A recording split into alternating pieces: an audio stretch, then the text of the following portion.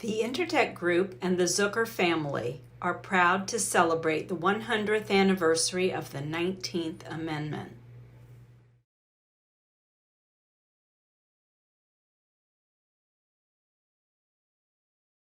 Welcome to We the Women. This is our celebration of the 19th Amendment. Exactly 100 years ago, on August 18, 1920, the 19th Amendment was ratified, giving women the right to vote. To celebrate, we'll be talking to women from around South Carolina, thought leaders, movers and shakers. We'll ask them about how they have used their voice and what they have done to contribute to our great democracy. Enjoy the conversation. Thank you so much for joining me. I really appreciate you taking the time to come and chat with us this afternoon. That's first of all, I'm really excited to have you here, and I've been looking forward to speaking with you. So thank you. Well, thank you for inviting me. Awesome. So you have been a long time president of Charleston branch NAACP. I was curious to hear about your experiences in the time that you've been there. I wanted to first ask, so what are you most proud of, though, in your tenure at that position? Other than the work that we do, I think the diversity of our NAACP branch is one of the most, thing I'm proud of, because I think it helped us so much to get things done quietly rather than to have to make a public protest or do a press conference. Just having different advocates from different areas and different races and position of authority has been immensely important and help us in our level of success, which I have to say that oftentimes unseen, it's like it didn't happen. Mm-hmm.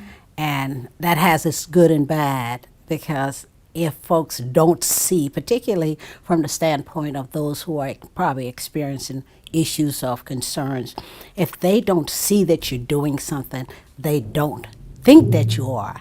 And I often have to remind them, it's like your attorney is not going to go and have a press conference to tell the public what they just got done for you. So I'm proud of our diversity and absolutely proud of the relationship I've been able to have with what I call the powers to be, people in position of authority, folks at different businesses. Those things have been very helpful. How long have you been president for? I have been president of the Charleston branch of the NAACP since 2001. That makes me about 19, 20 years. Prior to that, I have been a life member of the NAACP since 1980.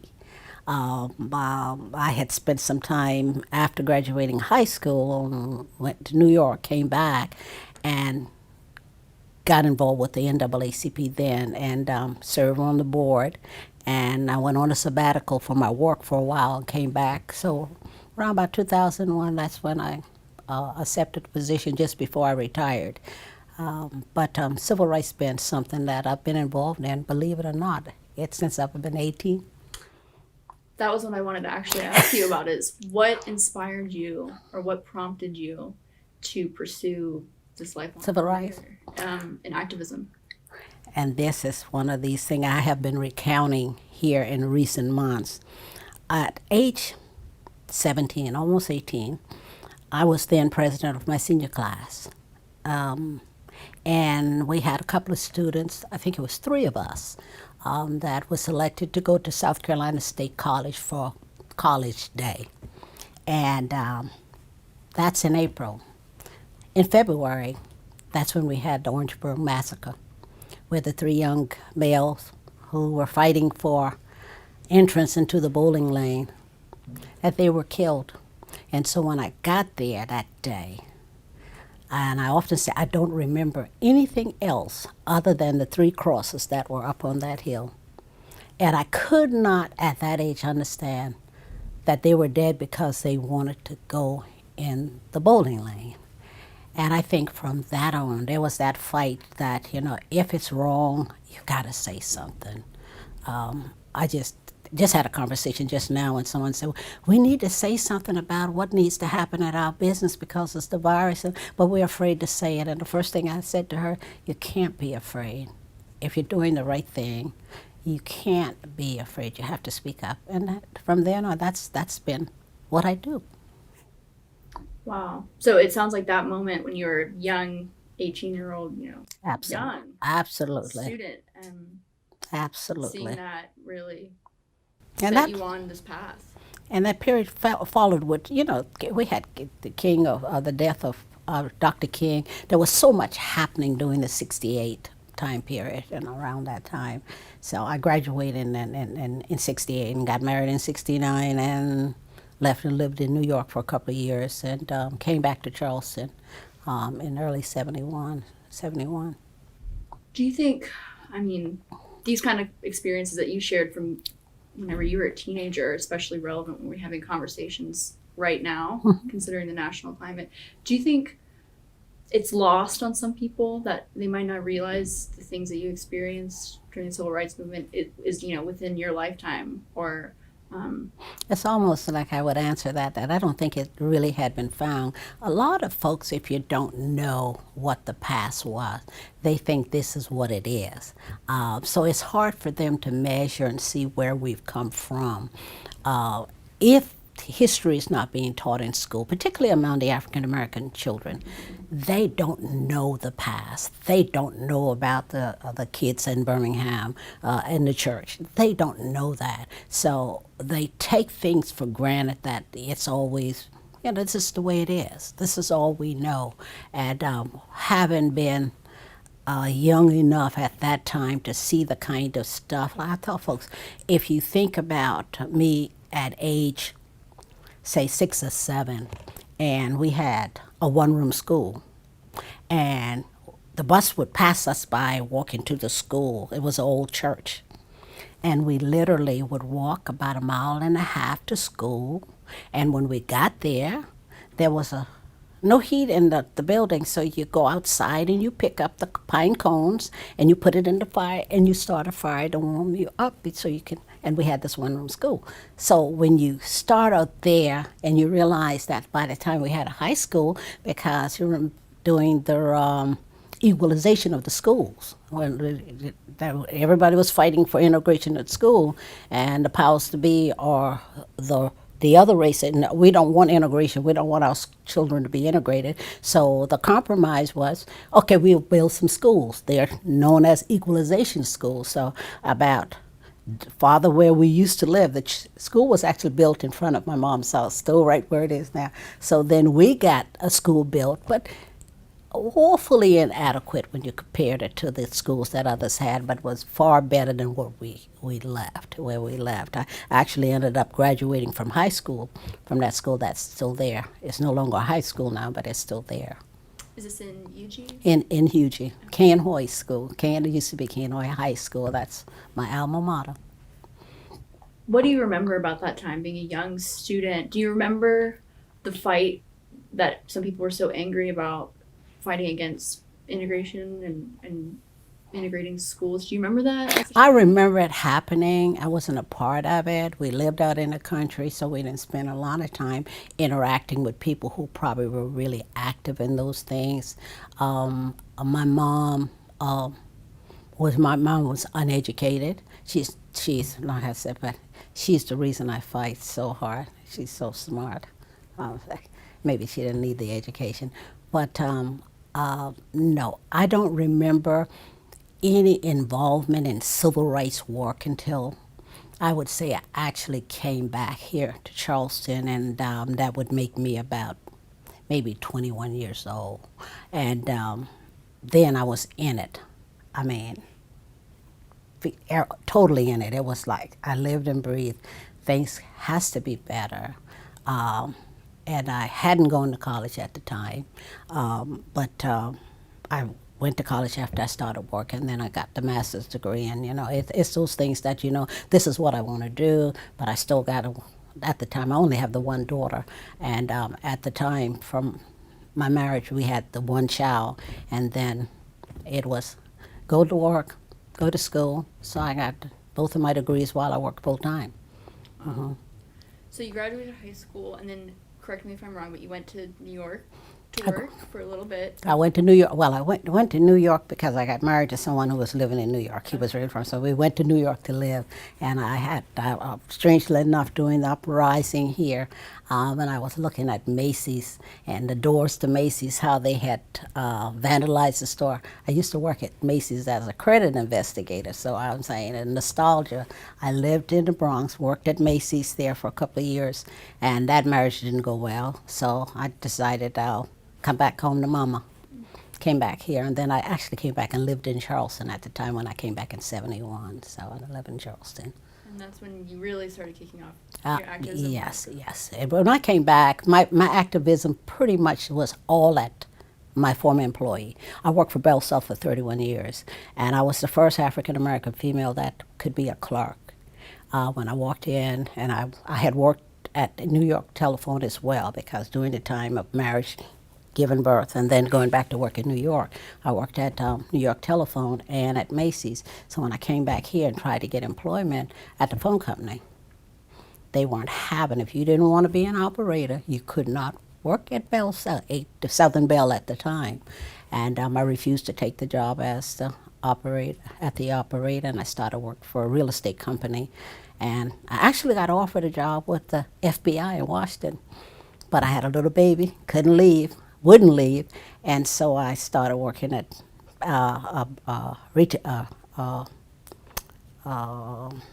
real estate company, and then got to finally Bell South. I guess Southern Bell caught up with my record from working at the phone company, and finally they called me and said, "Now I can come and work." So this little things you go through, like discrimination in housing, this is not a new thing. And I thought, folks, I speak from experience, because you have these instances where you go through and you realize that you're not making it up. Because some folks say, oh, they just crying the discrimination. I actually applied for an apartment in what it's called, I guess it's Mary Ellen Drive and all the nice places. I mean, those are the way the $1 million houses are on Wagner Terrace down there. But they used to be apartment complexes. And I wanted to get an apartment there. And my sister, who's now, we were really close in age, 11-month-old, she's passed. But she had a tailor shop on King Street for 31 years. She wanted an apartment, and she worked for this very wealthy businessman called Carish downtown. And he decided he'll help her get an apartment. Now, I had already applied for an apartment. They had already told me no. And my sister, because she had connection, they got an apartment for her. And I go back and I ask him, do you still have my application? She said, yes, we do. And for whatever reason, I said, can I see it? And they had Negro written on the top corner of the apartment. I said, now, someone got an apartment, never told her it was my sister. Someone got an apartment on Mary Ellen Drive just a couple of weeks ago. And I know that person applied after me. And they gave me the apartment, finally. But those are the things that happen. Those things, we go through that. So it has always been real for me that I know that these things are happening. It's not that you're not qualified. You're not qualified for everything you might want, but you pretty much know these are things. They're just denying you for what other reason other than the fact that you're an African American. So those things reinforce my desire to see if I can make a difference. The things that my mom had to experience, even with her. She was a domestic worker and was able to see some things there too. So it was just one of those things that I felt I had to do. Wow. I think something that I also wanted to talk to you about is that you've been a long time education advocate. Mm-hmm. That's something Mm-hmm. that I know is Mm-hmm.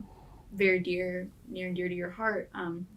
Because I've spoken with you a couple times. I'm an education reporter about Mm-hmm. the things going on today Mm-hmm. in Charleston County. Mm-hmm. Do you still think there's a problem with schools in Charleston County Absolutely, not being absolutely. integrated and having these achievement gaps with students? Absolutely. I have been, and I'm a strong supporter of the superintendent that's here. And we have had other superintendents that I think have done as well as they have been allowed to do. I have to always look to see beyond whether or not these folks are just not good superintendent, or they're dealing with some of the embedded racism, and they don't have the final say. Sometimes they're doing the best they can with what do they've got to work with. So we still have some real problem. I think impediments are put in place that directly affect the equalization of access to education. And when we have magnet schools and we have resources that are able to be given to them, right now when we can see that Betsy DeVault and whomever else decides how much money you get, or the president now says, if you don't send the kids to school, we're going to take the money away. To me, those are the kind of stuff that says the majority of the African American children are not in private schools. And I'm not saying the majority of all the white kids are in private school or other races. That's not what I'm saying, but the majority of them are African Americans. And if you don't get the basics, if you don't get, and it's not all the school, but I tell folks, when you look at the totality of who's educated, who works where, how much time parents have for their children versus some of the others. Now, all parents waste time. All parents are not the most responsible. I see it all the time. I've been in real estate rental for a long time, so I've seen some things that just make you want to just wonder, maybe they never got it, so they can't give something they don't have. But these children at this day and time, a lot of the African American children are so woefully not prepared to begin with, and then not having the adequate resources to bring them to where they need to be.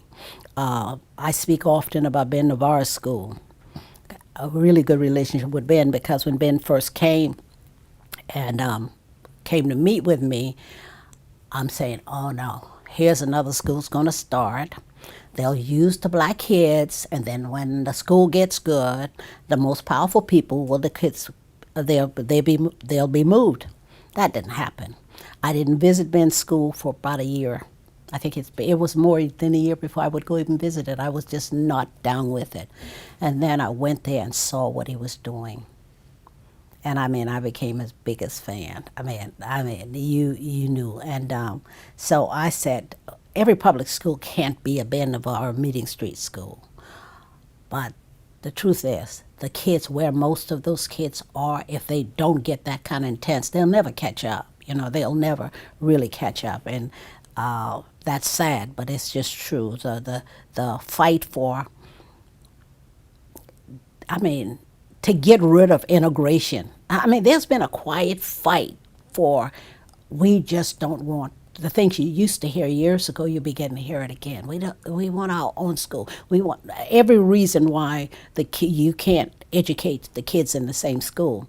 So resources get spent that way. When we build school in Mount Pleasant, we see what kind of school gets built, and we see all the resources get put there. And then you build something in North Charleston, you wonder if they're building it for the little prisoners or something. I'm serious. That's what I thought about when you talk about public school.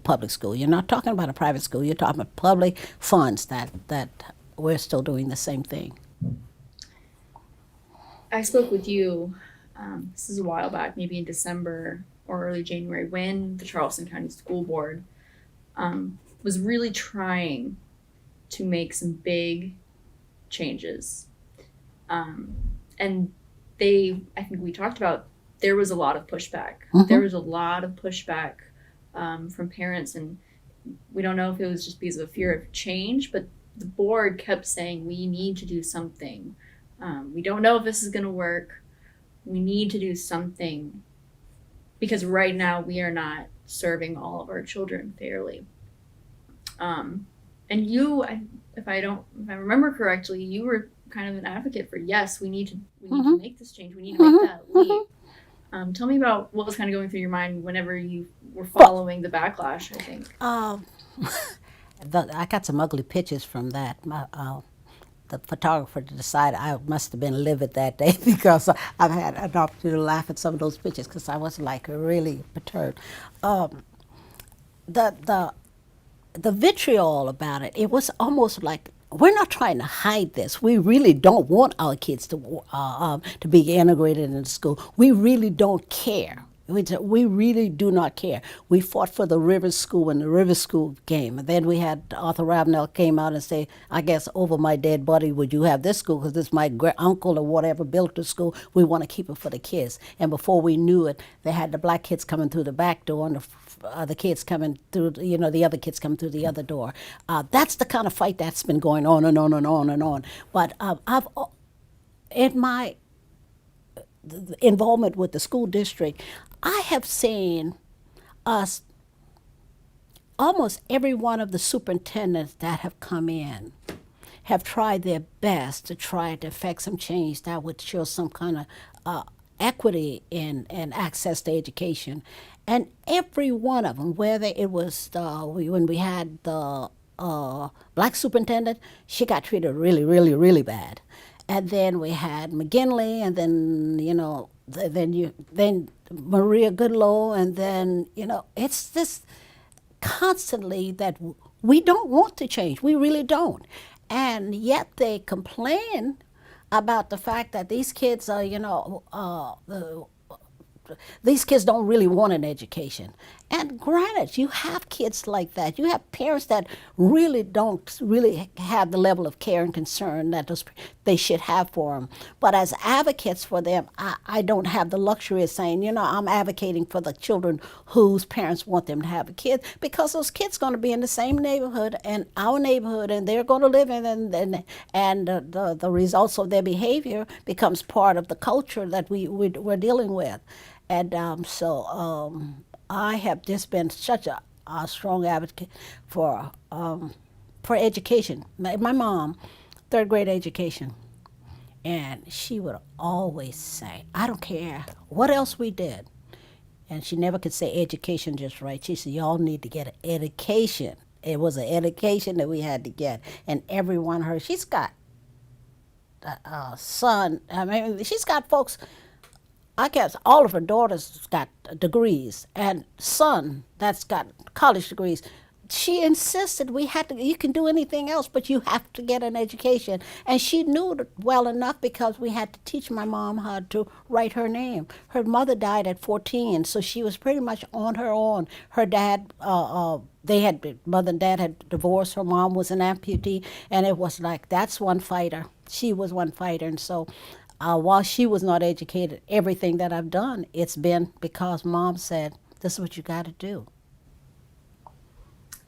Do you think, we talked about what kids learn in school and that sort of thing. Do you think that's something that is kind of being put into the spotlight recently when we have these conversations about Confederate monuments and things like that?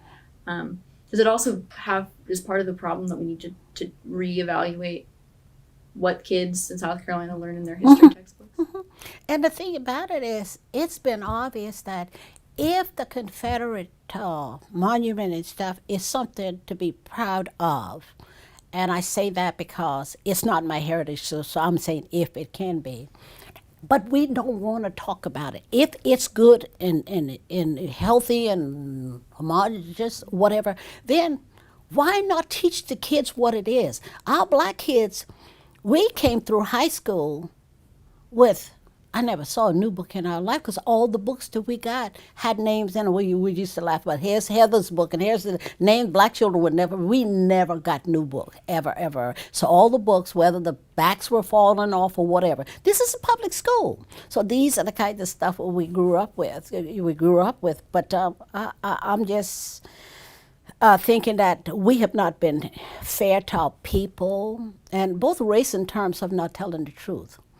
The truth is what it is, and the reason behind some of what's done. And you want us. That's why when the mayor was talking about, well, we can take the statue and we can put the name on it. Who's going to stand up and read all about? And first thing, I was invited to a conference, not a conference, but a lecture to talk about someone wanted me to be there at the college because she was going to talk about the fact that she was so upset that her forefathers, or great-grandfather, had owned slaves. And she could not understand why I didn't want to come. I'm saying, what do I get out that if I already know that? And oftentimes you find yourself, you're in a room and you're one of few black people in there. It's like reminding me you are just about, let me just remind you that somehow the fact that my parents on your forefathers, that's something I need you to tell me about. If we're going to have a private conversation, well, that's one thing. And I think sometimes people are insensitive about that because that never goes away. It never goes away, particularly when I find myself far too often in meetings and places where I'm the only black person there. There's a problem with that. I tell black folks when you write a resume and I say, you tell me I'm the first black person to do that, I am not impressed because somebody else tried to open that door so many times before you came and it finally let you through.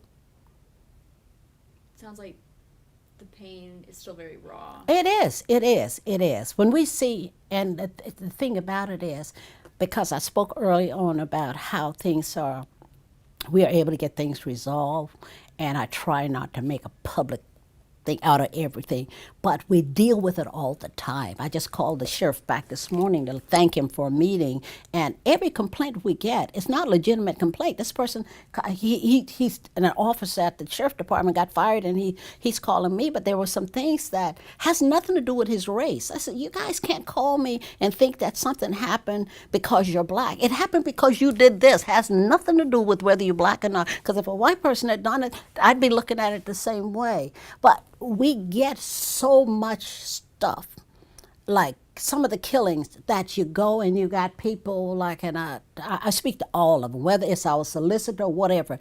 It's like we turn a blind eyes to things that you know. Things happen in the community, we deal with it differently. The resource put into finding out who did it, it gets done. But our justice system, but here again, when I talk about the fact that the diversity in the NAACP is so great, there's so many people that's here, that's doing the right thing, that's trying to make it better. The CJCC down at the sheriff's office, these folks they're doing awesome work in terms of trying to make sure things are fair. The ACLU, they are doing awesome things. The folks there at the YWCA, these people are training officers and doing racial bias training. All of those things make a difference. So we have, while we can see what's not right, what's wrong, we can see the things that the people of goodwill that are still doing.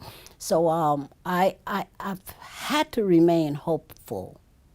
I don't know how I would not, with as many complaints that I get, that I didn't see that there's got to be a light at the end of the tunnel. Now, if someone had told me that these statues would be coming down now, no, I'd never have believed it. I heard the Citadel right now got a complaint, a formal complaint, and I've taken it to the Board of Visitors. I want to talk to the president of the Board of Visitors, and now they're talking about some of the flags that's in there too. It's like did it have to take this? And this is my Christianity in me, and I say, where the Lord will take ordinary people and do extraordinary things. That's what I believe with George.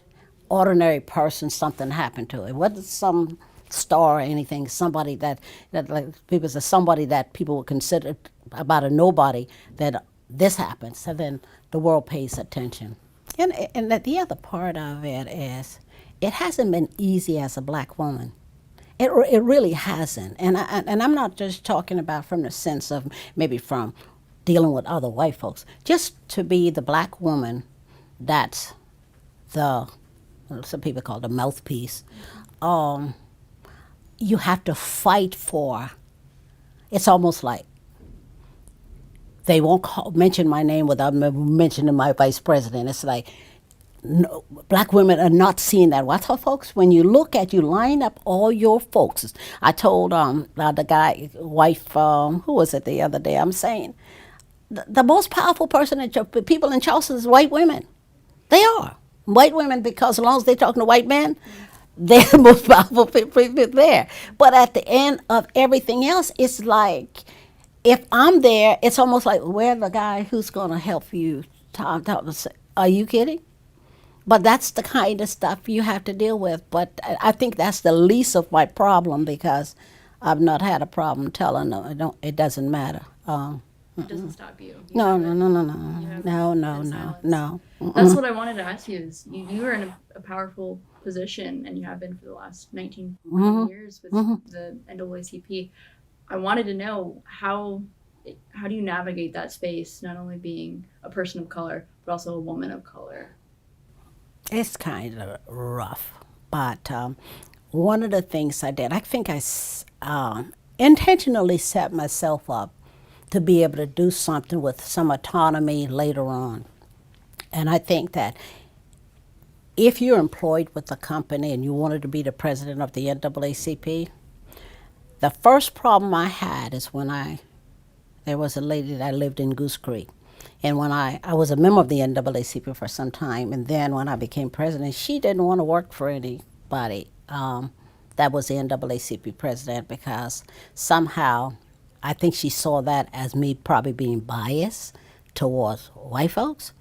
I learned early on that if it wasn't for decent white folks, if it wasn't for some of those Jews, NAACP wouldn't even exist.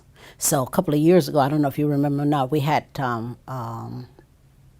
remembering our founders. We paid tribute to the 5 of the 6 actual founders of the NAACP.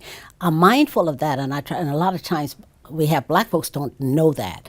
But for the help of folks who have position, but for the help of some of those folks that were able to get in the room when we couldn't get in and come out and share with, this is what they plan to do, this is what's happening, we would not have been able to move what we said now, we said move the needle as it has been moved. So I am so conscious of not being biased. If nothing else, my mom was a prime example, and she came up at a time where she saw a lot of racism, and then she was keeping this. She was never. I'm trying to find out. Oh, my sister was foster mother. She never had any children, so she would have foster kids, and there was this little boy that she had, and I watched my mom, how she doted over that baby, like she had to make sure she had to protect this child, and that child, she loved my mom so much. And when finally he left, my mom was devastated when someone finally adopted him, because my sister, she finally ended up adopting. But during that time, she wasn't adopting any children then. I think she still had hope she was going to have children, then she finally gave up. But my mom was one of the most biased person, and I think hers was more out of not feeling comfortable around. It's almost like she was not comfortable around white folks, but she didn't have that kind of bias. And my mom was one of the one that would tell you, stop talking about people. So she wouldn't even let us stop talking about people. So that was there, and I just grew up not disliking and hating folks because of what they are. Because once you know how that feels, knowing that folks are judging you just because that's your sight, before they even know you, they will begin to make judgment of you. That's hard. And being a woman, that's even harder. And being not only fight, say, the general public, I get that kind of problem from African male. I got a good friend in trouble right now with the Post and Courier, and I used to always tell him, your reputation is all you got. And so when I would ask to have meetings with some of them, they would leave me out because I'm pretty straight-laced and doing the right thing. That's what I'm saying. So they would leave me out, and I would tell them, be careful about what you do, because if it happens in the dark, it's going to come out sooner or later. So we see that, and a lot of times they will not include me in a part of what's going on. And our children suffer because of that. I said, when you leave out the black women, you definitely are leaving out the black children, because we have too many of those children where there's no father in the house, especially the younger one, that our school-age kids, and that's the sad commendation on the absence of the young black fathers. That's major. And I think that is an important thing to keep in mind whenever we talk about what we're doing right now, this project about the 19th Amendment. Yes, it gave women the right to vote, but there were still a lot of hurdles for Black women And to secure that right. Absolutely. It's like, here again, we're at the bottom, we're at the bottom. Well, something that was happening the other day, and I told somebody, at least we don't have to count the rock, and we don't have to count how many peas we putting in the jar and stuff like that, but the impediments are still there. And when we see some of the other stuff about the suppression of the votes, even after you get the votes. And my daughter will tell you, and I've got only the one daughter, that there are some things that she never forgets. She's at 18, two things my mom said. One I had to do, and then one she let me do. I had her ears pierced early on as a young kid. She wanted a second piercing. I told her, when you get 18, you can get another pierce. And then when you get 18, before you get the pierce, we're going to go register you to vote. And my grandson, I've got a grandson who's 23. And that's a must. That's just one of those things that's a must. You have to. Do you know the blood, sweat, and tears that was paid for this? You have to. And so I guess we just have to do one at a time. Keep fighting and keep speaking and trying to get folks to understand that these gains have been, a lot have been paid for it. I mean, when we think about what's happening with the flags and also with the because I fought a long time with the flag, Confederate flag in Columbia, and it's not going to come down, it's not going to happen, and you never say never. And when the mayor called, and while I know that we have people that think that they're the one that caused it to come down, I said it's the leadership there at City Hall. But for the leadership there and the council people there, that's where it all happened. Because we can fuss, we can march, we can do whatever, and until the pressure or the desire or something happen like what's going on now happens, it doesn't happen, doesn't work. Is there anything else that we haven't covered related to any of these topics? Education, your life, being a woman of color in a leadership role, that we haven't talked about, that I should have asked but I didn't, or that you want to talk about? Not in particular. My daughter tells me all the time, Mommy, you write your resume, you don't like to put all that stuff in it. I said, just let the work speak for me. And I think I've said enough about me, and I appreciate the question, and I surely appreciate the opportunity to speak with you and to be able to share. Thank you so much. Thank you. I really appreciate it.